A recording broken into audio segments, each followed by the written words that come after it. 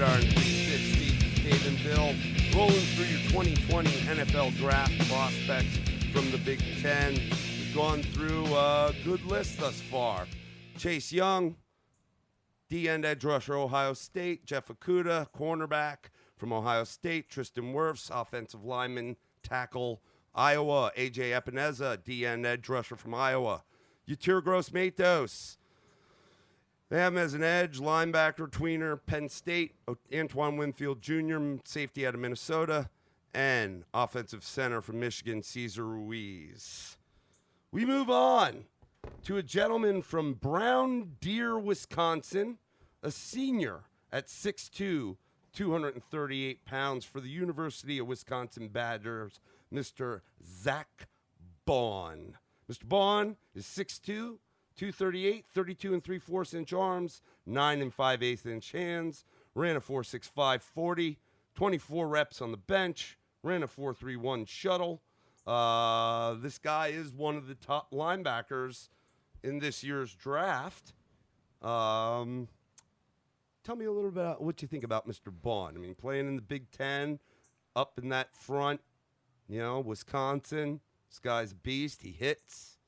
I hadn't seen this before, but I saw it before we started talking about him.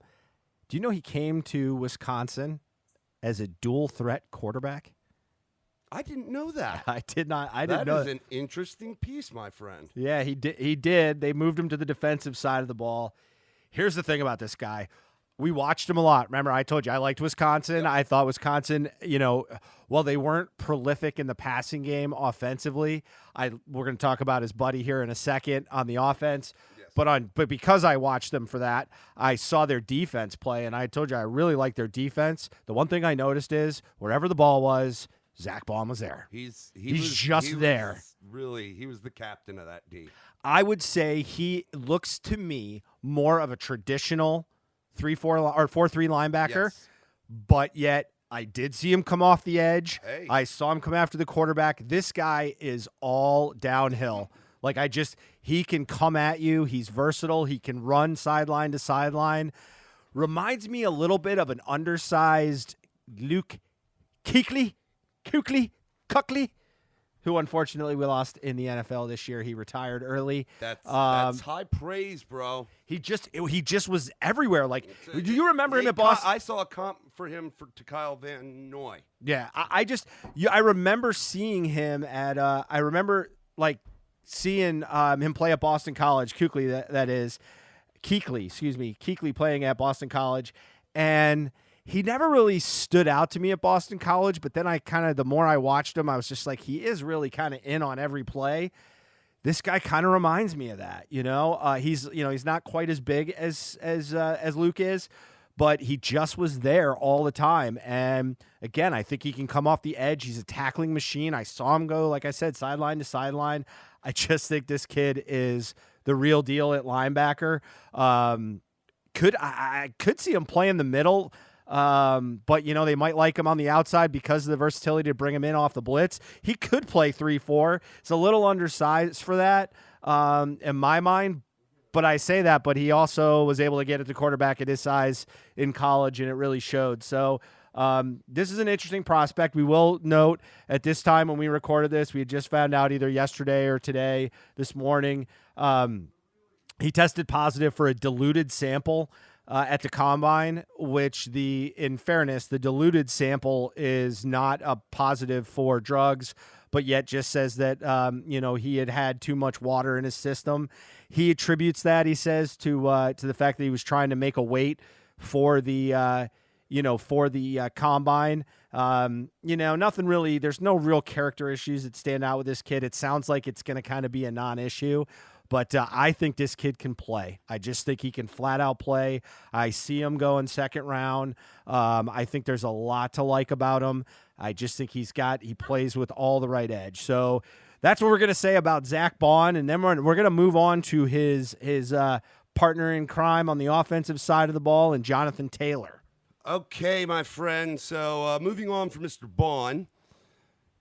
And we're going to stay at the University of Wisconsin. A gentleman from New Jersey, a junior at 5'10", 226, running back Jonathan Taylor, 31 1/8 inch arms, 9.5 inch hands, ran a 4.39 40, put up 17 on the bench. This is a guy that had one of the top running backs in the class. If you're talking top guys, a lot of we think, and a lot of pundits think, DeAndre Swift out of Georgia may be the top guy, but between him and a guy we'll get to talking about shortly also in the Big Ten, Mr. J.K. Dobbins, those three are some of the prime guys. Yep. Cam Akers, I would put him in there. I don't think a lot of people are. Yep. That's their fault. I think he will be a gem. But let's talk about Mr. Taylor, a guy that, again, had a very prolific career. He had this past year 2,003 yards, 21 touchdowns on 320 carries. So he was averaging about over 6 yards a clip. Scored 5 times as a receiver. Had 26 receptions for 252 yards. Yep. That's about a 9.5 average. Yep. Set records. Record setter. Not just for his team or in his conference, but just overall in college football. Record setter. And, coming from a line of pretty good running backs out of the University of Wisconsin. You think about guys like Ron Dane and even after him, more recent, we're not as prolific, but an NFL running back nonetheless, in Corey Clement. He's a stud, man. He is a stud. This is a guy who's got a great jump cut. This is a guy that when he makes his cut, not just elusive, but just can just fire, just explode and get rolling. This is the one guy I think in the NFL draft, when I look at all the running backs, that will outrun you. Yeah. He gets to that next level, whether he does it going to the outside. He's got a good move coming off the tackle and turning upfield and just blowing by people. He's the kind of guy that will actually run away from you. I think if I was to talk about what he probably is going to get some knocks on, is just going to be on his pass protecting, his blocking. He's probably thought of more of as a first and second round back. But I think, in my opinion, you and I talked a lot about him because I like this kid a lot, was that he wasn't asked to do that at Wisconsin. Wisconsin didn't have that in their offensive game plan. They didn't have the pass game to do that. So I'm not so certain he can't do it. I just think it's one of those things we just didn't see at Wisconsin. But here's the other thing that he did. This is a kid that lined up against a loaded box constantly. Yep. He was the weapon you worried about on the entire team, but definitely on the offense. Yeah, and he found ways, and what I like most about him, for a guy that could go one cut and he could go one cut and then be gone, was something that he had to do that I think is really maybe doesn't quite get the press that it should, was his patience. Because when you're lining up against loaded blocks, you have to wait for your blocks to finish. And if he tried to run in every single time and do that, he wouldn't have got the yards he got. Sometimes even with his speed, he had to wait for blocks to set up, and he showed that patience. And I think that is, something. And the running backs have been very interesting in the way that I've seen them show up on the board. I think DeAndre Swift has been most times the number one, but I've seen Jonathan Taylor somewhere in the mid-first rounds. So I've seen him going into the middle of the second round, and that kind of blows my mind a little bit. Because I think there are a lot of running backs, and it's deep in this class, but I think that also is going to be a detriment, that people may hold off thinking they could get someone, and as a result, there may not be a run early on him, and he may fall. If he gets out of the first round, he won't go past day 2 in my mind. But no, I agree. This is, and in terms of his blocking, I did watch him sometimes. Especially if there was a blitz coming during pass pro, and he was able to take the blitz route well by going down his legs, but you can't always do that in the NFL because they may be, defenses will read that, and they'll use their hands and arms to push you down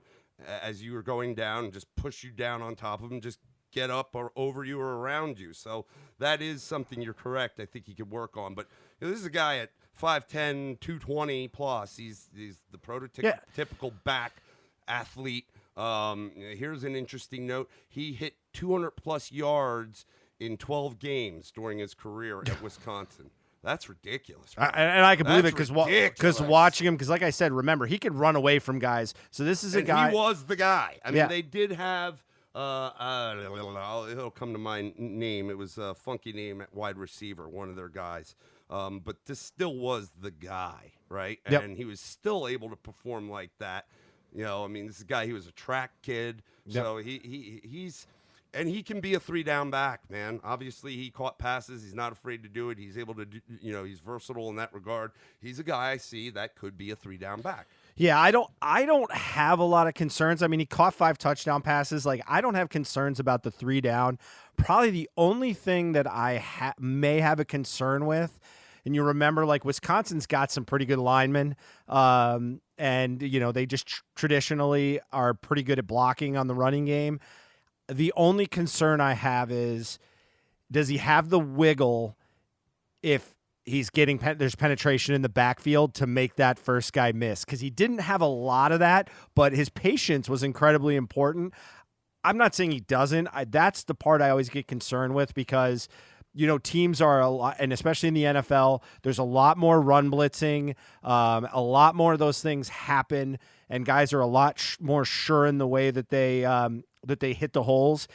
Can he make that first guy miss behind the line of scrimmage like some of the guys have to? Like I think of like a Dalvin Cook we've talked about. Like, he's got a little wiggle in him that he didn't always show at Florida State, but certainly has showed it in the pros. I think it was there. I just don't know that he needed to do it as much with the way that they utilized, and they utilized him a little bit better, particularly early in his career at Florida State. But this guy, there's just something about it. And you know what? There are not a lot of home run backs in the NFL. No. Here's look, I see a couple weaknesses. Somebody said that he lacks fluid jump cuts. I disagree with that completely, to be honest with you. I said the first thing out the gate, I think he's got a great jump cut.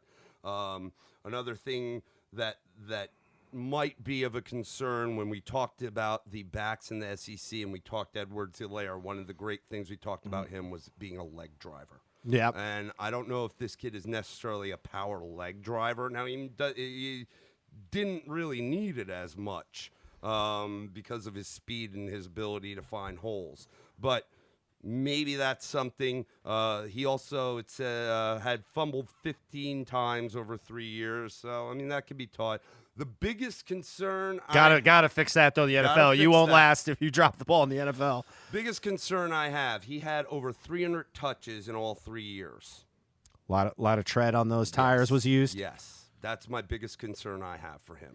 I got to say this, though. This is one thing about him that I did notice. Like, because he's not a punisher, I wouldn't classify him as a punisher. He's got size, but he's not a punishing runner. What I will say is that he gets better. And I will say, even watching him throughout the year, sometimes you see running backs wear out later in the year. I didn't see that with him. Well, they got attacked more, but again, he was the guy. He was the guy. The Big Ten championship game against Ohio State, he did not. No, but that was a very good defense. It was, but you talk about big game. Competitive toughness, stepping up. He didn't have the greatest of game, and they really. But this is a team that had literally no passing game. Really, in my mind, their passing game was weak. They had already played Wisconsin, Ohio State earlier in the year, and Ohio State smoked them. And when they played again in the championship game, it was a tad closer of a contest. Yeah. I get this kid's talented. It's just going to be a question of, can they develop some of the things he wasn't asked to do at Wisconsin, and does he kind of take that and make it happen? Okay, let's move on to the next guy from Columbus, Ohio, a senior linebacker, Ohio State University Buckeyes, at 6'3", 247, Mr. Malik Harrison. 32 3/4 inch arms, 10 1/4 inch hands, ran a 4.66 at the combine, has a 36 inch vertical and 122 inch broad. So that's not too bad for a linebacker. Mm-hmm. Let's see. Looking at his numbers, he was 13 AP All-American, first team All-Big Ten. He was the leading tackler on the team with 75 tackles, 16.5 for loss, had 4.5 sacks, 4 pass breakups, 14 starts. Started all 14 games. Again, they played in the semis of the college football playoff and lost to my Clemson Tigers, but that's his 14th start. Yep. Yeah, it's a little tough for me on this one. I kind of see him as a cleanup tackler a little bit more, maybe like in a 3-4, playing like the middle of the linebacker. It's hard. Again, you get the benefit of a line that kept you pretty clean, at Ohio State. He's certainly big enough, at 245, 246, whatever he is. That's a decent sized middle linebacker there. Yeah. Probably see him maybe playing like maybe like a strong side in a 4-3, I think is what I saw him comp to, which it makes sense to me, given that. I like him. He's a little bit more traditional on the traditional end linebacker for me, not as rangy as maybe some of the other guys. He's not as fleet of foot, I don't think. As some of the other linebackers we've discussed, certainly. I don't know, in watching some of the tape, you have to be able to mind your spacing as a linebacker. Okay, you got to be able to use your eyes and mind your spacing. And one thing you can't do is get sucked up or allow those offensive line, if they're coming out, to get to get a hold of you. And that. There were some games where I felt he just got kind of caught up in the action. Yep. Wasn't using his eyes and minding his space well enough to break free or to get loose. Still, I think this guy is, there's been some good linebackers coming out of Ohio State, along with every other position, it seems like. Yeah. But, this is a guy that, won't go day one, but could be like maybe a day 3.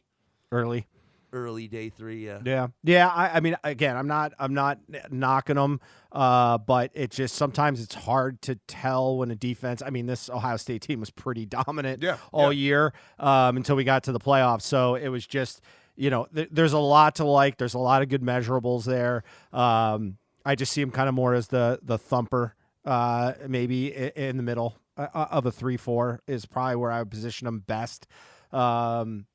And could be good, cleanup tackler, can play the run well. So, he's got the size. That's kind of where I see him at. Okay, let's move on. But we will stay at the Ohio State University Buckeyes. From LaGrange, Texas, a junior running back, J.K. Dobbins, 5'9", 209, 29 3/4-inch arms, 9.5-inch hands. I don't have a 40 on him. Put up 23 reps on the bench. One of the rushing leaders in the country, had 21 TDs, had a couple TDs through the air, started all 14 games. Is another one that set records, has had 2,000-yard rush seasons. Just a workhorse. Yep. Not as elusive, I think, or in terms of jump cut and vision. I think Taylor has an edge on him with that, but a powerful runner and not afraid of contact and can be tough to bring down. Now, he wasn't the featured guy, at least this past year on the team, but in his prior seasons, he was one of the top pieces on the offense this past year. One of the reasons to say he wasn't featured is because, Justin Fields stepped in at quarterback and changed the dynamics of the offense. But in seasons prior, he was one of the premier guys on that offense before Fields stepped in.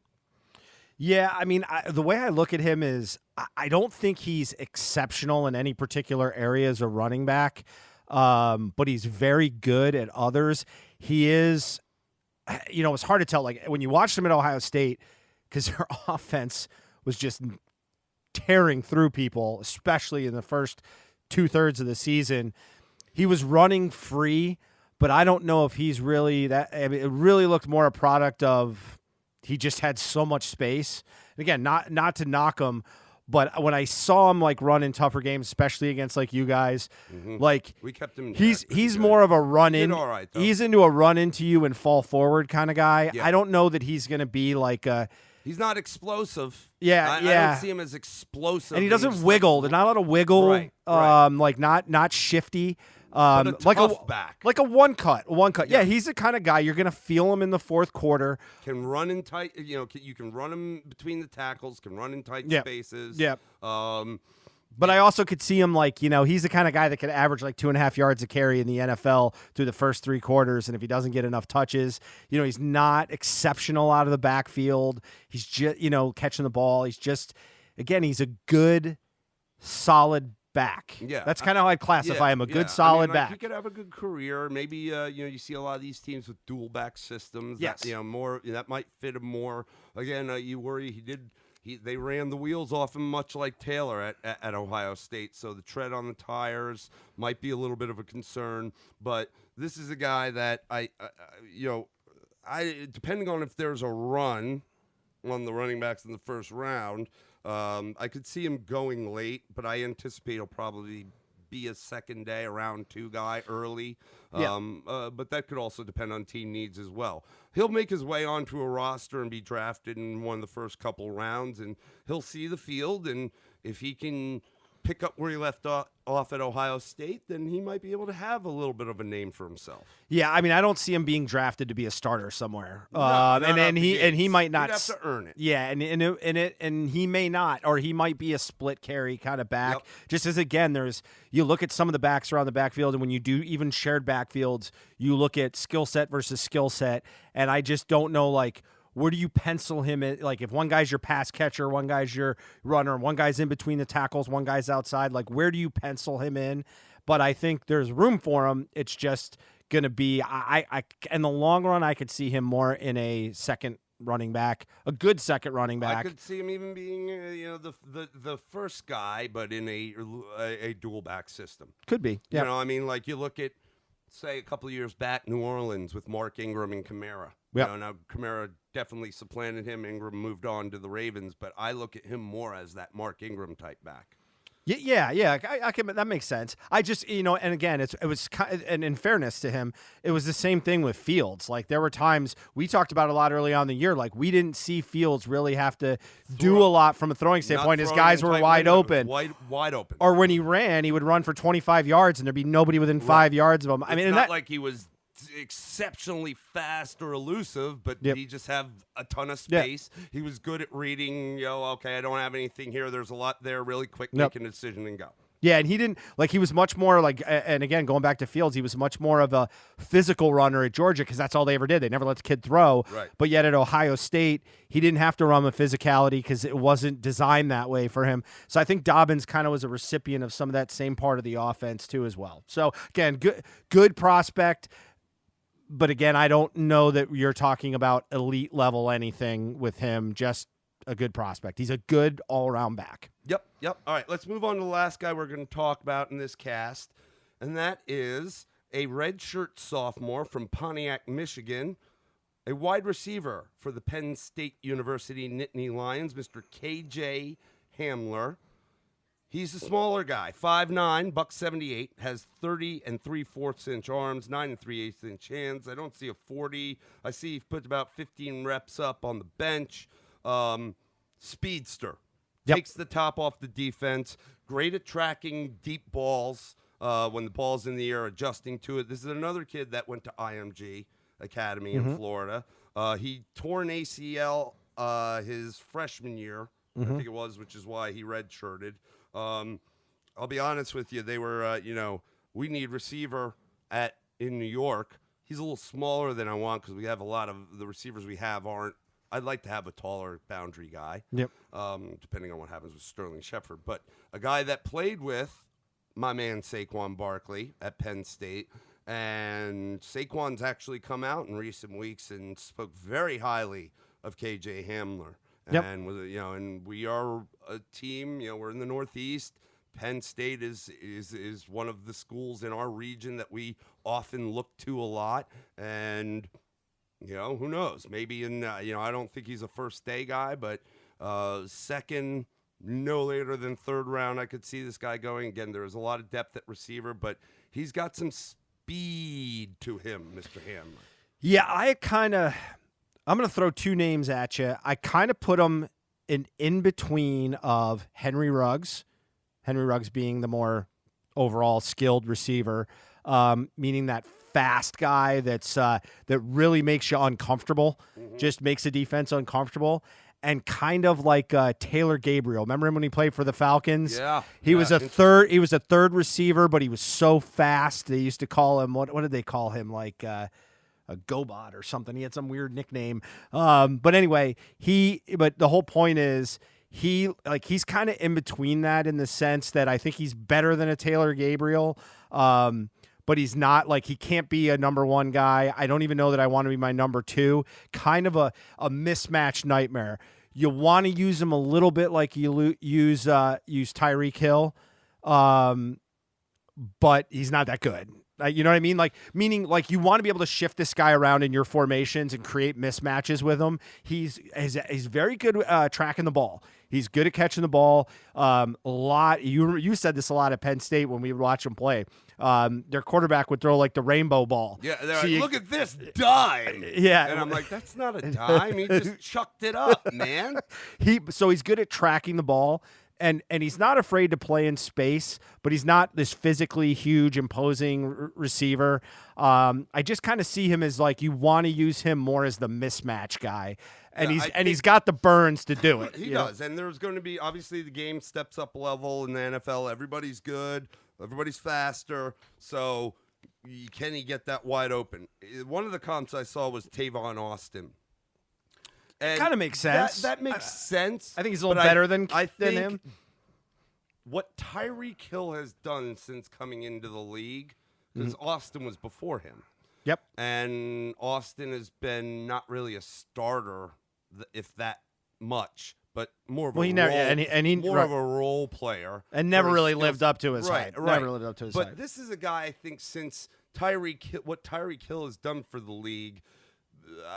I'm hoping they can see more value in a guy like Hamler because of that, rather than comping him to a guy like Austin. If he can, if you watch the game against Penn State this year against Ohio State, he had Okudah matched up on him a lot, and he was getting separation. Now, whether that's the fact some deficiencies we might think be in Okudah's game. This guy got some separation from what is the number one cornerback in this draft. And so it's interesting. He's just quick. He's a fast, little quick guy. Again, if he can play up to the level of that he played at Penn State and maybe look more like a Tyreek Hill, there's a lot of value in that. But, if he ends up being more of a comp like Tavon Austin, then...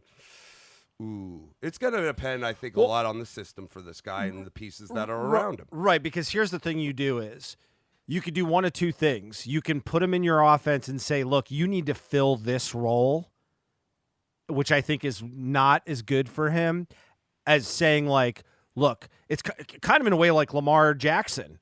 You could say Lamar Jackson, look, Lamar Jackson, you need to be Pat Mahomes. Lamar Jackson's not going to be successful doing that. What you did is you said, wait a minute, no, we've got this guy and he's got this skill set. Let's create an offense around him. Hamler, I wouldn't say create an offense around him, but look at what he does well and figure out how to utilize him in your offense. Don't make him the focal point, but if you can figure out how to use him and make that mismatch, I think that's where he becomes very, very, very useful. But then the question becomes, when you draft him, if you probably take this guy early second round ahead of some of the other receivers out there, you might be overdrafting him. Yeah. I don't think he'll go in round one just because of what we're looking at on the board. But I do see I don't see a 40, but it says he's got a sub 4.4 40. So fast. Yes, he's good. Fast little guy. So, all right, that wraps up the top 12. In the Big Ten, we started out with Chase Young, DN edge rusher from Ohio State, hit Jeff Okudah, cornerback, Ohio State, Tristan Wirfs, offensive lineman, tackle from Iowa, A.J. Epineza, edge rusher, DN from Iowa, Yatir Gross-Matos, linebacker, edge rusher, tweener, Penn State University, Antoine Winfield Jr., safety out of Minnesota, offensive center, Cesar Ruiz from the University of Michigan, linebacker Zach Bond from Wisconsin, Running back Jonathan Taylor, Wisconsin. Linebacker Malik Harrison, Ohio State University. Running back J.K. Dobbins, Ohio State University.